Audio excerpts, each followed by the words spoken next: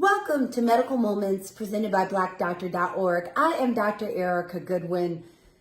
There is a lot of misinformation about coronavirus circulating. For Black Americans, this misinformation is costly because we are at a greater risk of contracting the virus and more likely to have unfavorable outcomes once infected.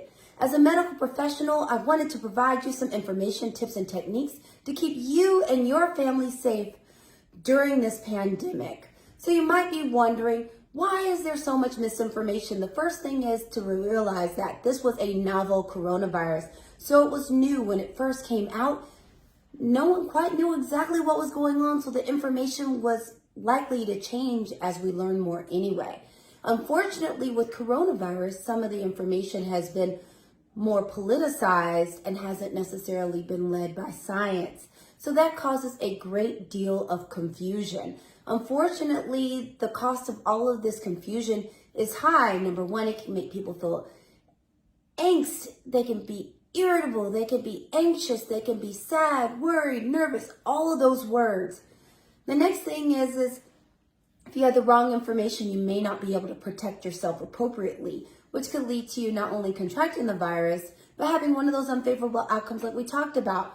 The worst being death, but also there's some stuff in the middle where people are getting sick and having breathing difficulties and other difficulties for prolonged periods of time.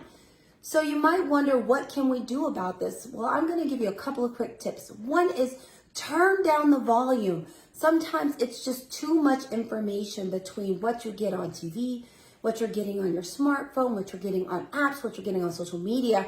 Is if you feel yourself starting to get nervous, turn some of it off. Quit looking at it.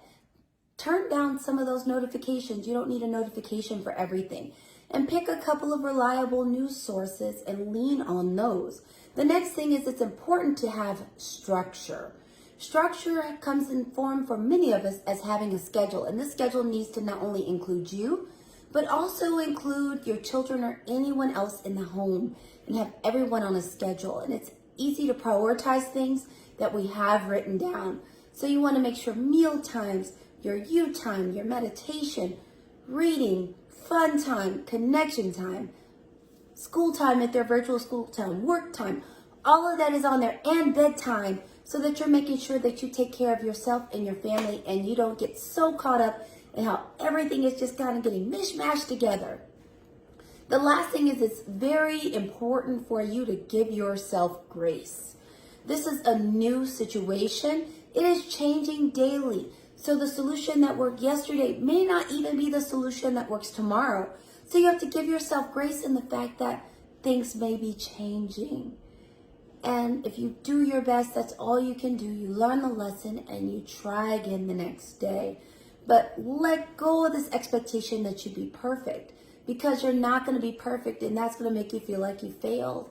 And I want you to build up the wins even though this is a tough time. So that's what I have for you. I just want to give you a few tips.